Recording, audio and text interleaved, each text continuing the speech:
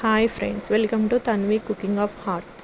ఈరోజు నేను చికెన్ దమ్ బిర్యానీ చేస్తున్నాను. మనం ఒక జార్ తీసుకొని దాంట్లో పచ్చిమిర్చి, దాల్చిన చెక్క, ఇలాచీ, లవంగాలు వేసుకొని మనం క్లీన్ చేసి పెట్టుకున్న పుదీనా, కొత్తిమీరని అందులో వేసి గ్రైండ్ చేసుకోవాలి. తర్వాత మనము అది గ్రైండ్ చేసి పక్కకు పెట్టుకొని చికెన్ తీసుకొని చికెన్లో ఉప్పు, కారము, పసుపు, గరం మసాలా, ధనియాల పొడి ఇవే యాడ్ చేసుకోవాలి. నేను యాడ్ చేసింది స్కిప్ అయిపోయింది వీడియో.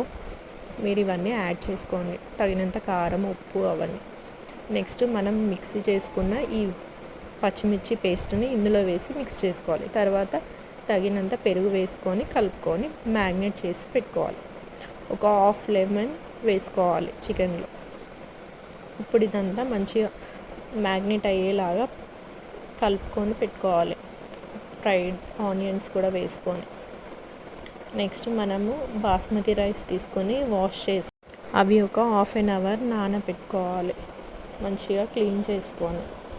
ఇప్పుడు బాస్మతి రైస్ నానేలోపు మనం స్టవ్ పైన గిన్నె పెట్టుకొని గిన్నెలో వాటర్ వేసుకోవాలి.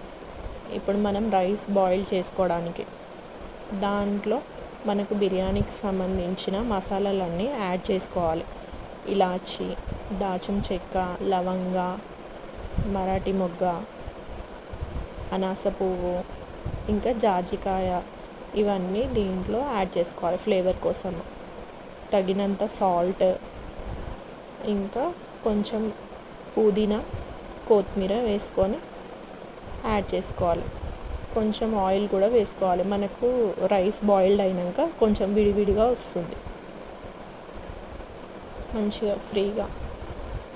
నెక్స్ట్ మనం ఇంకో పక్కన బౌల్ పెట్టుకొని దాంట్లో తగినంత ఆయిల్ వేసుకొని కొంచెం అల్లం వెల్లుల్లి పేస్ట్, ఇంకా పసుపు యాడ్ చేసుకొని అవి మిక్స్ అయిన తర్వాత చికెన్ వేసుకొని మనము ఒక 5-10 మినిట్స్ మూత పెట్టి ఉడికించుకోవాలి.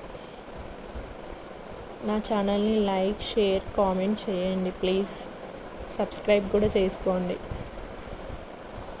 ఇప్పుడు మనము అల్లం పేస్ట్ వేసుకున్నాము. దాంట్లో చికెన్ యాడ్ చేసుకొని ఒక 5-10 మినిట్స్ మూత పెట్టి ఉడికించుకోవాలి. మనకు అక్కడ వాటర్ బాయిల్డ్ అయినాక దాంట్లో మనం నానబెట్టుకున్న బాస్మతి రైస్ని వేసి ఉడికించుకోవాలి. రైస్ని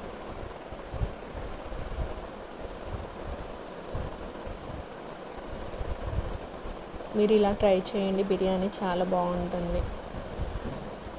ఇప్పుడు చికెన్ మనకు ఉడికిపోయింది, హాఫ్ కుక్ అయింది. ఇప్పుడు చికెన్ నెక్స్ట్ మనం రైస్ యాడ్ చేసుకొని దమ్ పెట్టుకోవాలన్నమాట.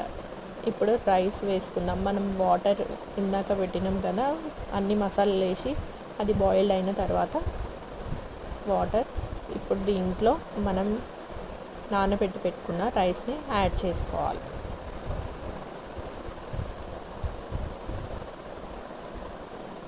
ఇవి మొత్తం మనకు ఉడికిపోవాలి రైస్ అంతా.